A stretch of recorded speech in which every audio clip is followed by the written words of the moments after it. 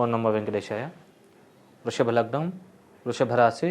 ఈ యొక్క వృషభ రాశి వాళ్ళకి ఈ యొక్క క్రోధనామ సంవత్సరంలో ఆదాయం 2 మరియు వ్యయం 8, రాజపూజ్యం 7, అవమానం 3.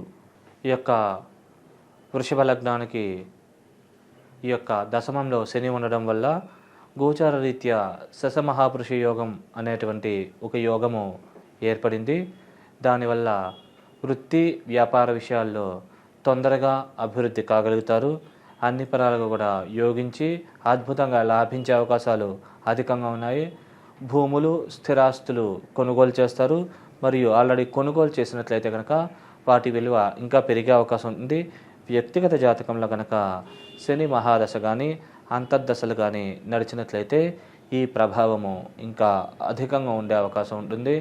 అలాగే చేసే వ్యయం సద్వ్యయం కావడం మరియు వీసా, పాస్పోర్ట్ ఇట్లాంటి వాటి కోసం ప్రయత్నించే వాళ్ళకి ఇవి తొందరగా మంజూరయ్యే అవకాశం ఉంది. అలాగే విదేశీ ప్రయత్నాలు చేసేవాళ్ళు కూడా తొందరగా విదేశాలకు వెళ్ళగలుగుతారు. దైవికమైనటువంటి కార్యక్రమాలు, పుణ్యక్షేత్ర సందర్శనాలు ఇట్లాంటివి కూడా బాగా అధికంగా ఉండే అవకాశం ఉంటుంది. అలాగే అనవసరమైనటువంటి డబ్బు ఖర్చులు కొద్దిగా గురువు వ్యయస్థానంలో ఉండడం వల్ల అయ్యే అవకాశం ఉంది. ఆ విషయాల్లో కొద్దిగా ఆచితూచి జాగ్రత్తగా వ్యవహరించినట్లయితే కనుక అన్ని పరాలకు కూడా మంచి జరిగే అవకాశం ఉంటుంది. అలాగే శివారాధన చేయడం వల్ల కూడా కొద్దిగా వరకు ఈ యొక్క దోష ప్రభావాల నుంచి బయటపడే అవకాశం ఉంది. అలాగే ఈ యొక్క శని యొక్క శుభదృష్టి 4వ స్థానం మీద ఉండడం వల్ల సుఖ సంతోషాభివృద్ధి, తల్లికి ఆరోగ్యం బాగా మెరుగుపడడం మరియు భూములు, స్థిరాస్తులు వాటి యొక్క విలువ పెరగడం. కొనాలనుకుంటే కనుక మీరు ఏదైతే అనుకుంటున్నారో ఆ రేటుకి దగ్గరగా భూమి లభించడం. అమ్మాలనుకున్నా కూడా మీరు అనుకున్న రేటుకి దగ్గరగా ఈ యొక్క ధర లభించే అవకాశం ఉంది. కాబట్టి మీరు ఈ సమయాన్ని సద్వినియోగం చేసుకుంటే కనుక ఈ పరంగా మీరు ఎక్కువ బెనిఫిట్ పొందగలుగుతారు. అలాగే ఈ యొక్క శని యొక్క శుభదృష్టి వివాహ స్థానం మీద ఉండడం వల్ల వివాహ ప్రయత్నాలు చేసే వాళ్ళకి వరుడైతే అనుకూలమైనటువంటి వధువు అయితే అనుకూలమైన వరుడు ఇట్లా లభించే అవకాశం ఉంటుంది. అలాగే ఈ యొక్క గురు సంచారము వ్యయస్థానంలో ఉండడం వల్ల అనవసరమైనటువంటి ఖర్చులు అధికంగా అయ్యే అవకాశం ఉంది. శత్రు రోగ రుణాది పీడలు అధికంగా ఉండే అవకాశం ఉంది. భూములు, స్థిరాస్తుల విషయంలో చిన్న చిన్న ఇబ్బందులు, లిటికేషన్స్ క్రియేట్ అయ్యే అవకాశం ఉంది. కాబట్టి ఈ విషయాల్లో కొద్దిగా జాగ్రత్తగా అప్రమత్తంగా వ్యవహరించినట్లయితే కనుక అన్ని పరాలుగా కూడా మంచిగా జరిగే అవకాశం ఉంది. వ్యక్తిగత జాతకంలో గురు మహాదశ, అంతర్దశలు నడిచినట్లయితే ఈ ప్రభావము ఇంకా ఎక్కువగా ఉంటుంది. అలాగే గోచార రీత్యా జన్మజాతకంలో మీకు ఏ రాశిలో గురువు ఉంటే ఆ రాశి మీదకి కనుక గురువు వచ్చినా, ఆ గురువు చూసినా ఆ స్థానం మీద కొద్దిగా వ్యతిరేక ప్రభావం ఎక్కువగా ఉండే అవకాశం ఉంది. కాబట్టి ఈ విషయాల్లో కొద్దిగా ఆచితూచి జాగ్రత్తగా వ్యవహరించినట్లయితే అన్ని పరాలుగా కూడా మంచి జరిగే అవకాశం ఉంది.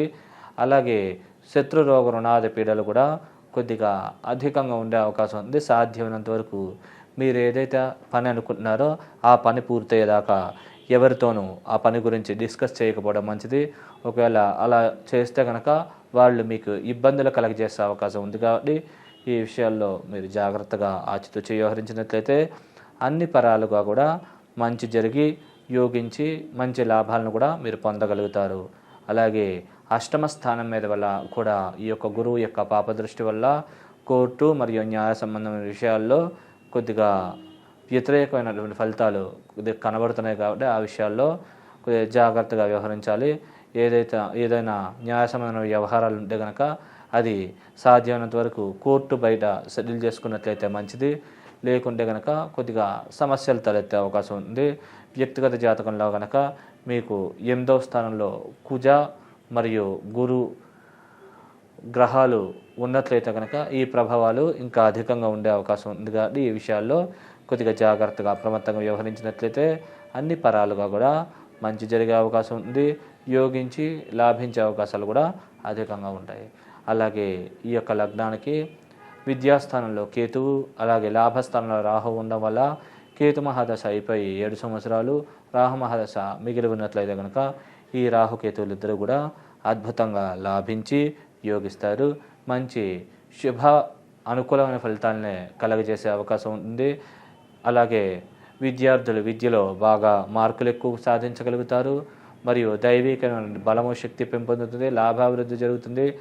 అలాగే మీరు ఏదైతే అనుకుంటున్నారో అది చేయడానికి తగ్గ పరిస్థితులు కూడా ఏర్పడే అవకాశం ఉంది. కాబట్టి మీరు ఈ సమయాన్ని అన్ని పరాలకు ఉపయోగించుకున్నట్లయితే అన్ని పరాలకు కూడా మంచి జరిగే అవకాశం ఉంది.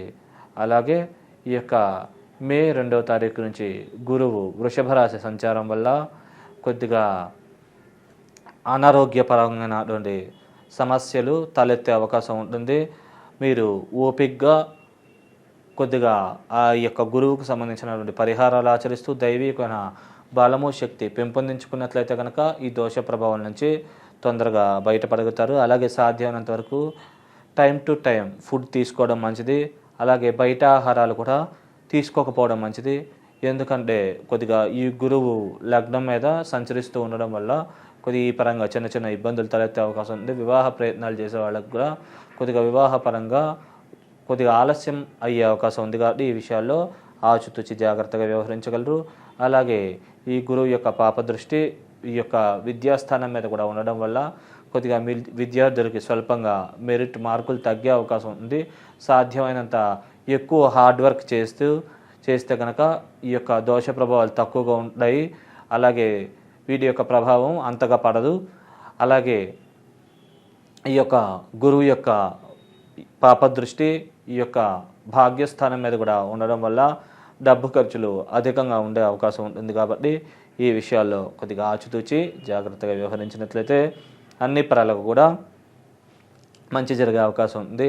అలాగే వ్యక్తిగత జాతకంలో కనుక చంద్ర మహాదశ అంతర్దశలు కానీ కుజ మరియు గురు మహాదశ కానీ అంతర్దశలు కానీ నడిచినట్లయితే కనుక కొన్ని చికాకులు ఇబ్బందులు ఇట్లాంటివి తలెత్తే అవకాశం ఉంది. కాబట్టి ఈ విషయాల్లో కొద్దిగా ఆచితూచి జాగ్రత్తగా వ్యవహరించినట్లయితే కనుక మీకు అన్ని పరాలకు కూడా యోగించి అద్భుతంగా లాభించే అవకాశాలు ఉంటాయి. కాబట్టి మీరు ఈ యొక్క పాపభక్తులు నడిచినప్పుడు మాత్రం కొద్దిగా అప్రమత్తంగా జాగ్రత్తగా ఉండి ఎక్కువ హార్డ్ వర్క్ చేసి సాధ్యమైనంత డబ్బులు తక్కువ ఖర్చు పెడుతూ అలాగే దైవం మీద మీరు చేసే పని మీద ఎక్కువ ఆధారపడినట్లయితే కనుక మీరు మీ పనినే మాత్రమే దేవుడిని మాత్రం అలాగే సద్గురువుల్ని ఇట్లాంటి వాళ్ళని నమ్ముకుని ముందుకెళ్తూ ఉండడం వల్ల ఈ యొక్క దోష ప్రభావం నుంచి తొందరగా బయటపడి మీరు ఏదైతే అనుకున్నారో అది తొందరగా ఆ గోల్ రీచ్ అయ్యే అవకాశం అధికంగా ఉన్నది. కాబట్టి మీరు సద్వినియోగం చేసుకుంటే మంచిది. అలాగే వ్యక్తిగత జాతకంలో కనుక శని మహాదశ అంతర్దశలు మరియు బుధ శుక్ర రాహు సూర్య దశలు అంతర్దశలు ఇట్లాంటివి నడిచినట్లయితే కనుక మంచి అద్భుతమైన అవకాశాలు లభిస్తూ ఉంటాయి. కాబట్టి ఈ సమయాన్ని మీరు సద్వినియోగం చేసుకుంటే కనుక మీరు ఏదైతే అనుకున్నారో ఆ అనుకున్న స్థాయికి సంబంధించిన బెనిఫిట్ పరిపూర్ణంగా పొందగలుగుతారు.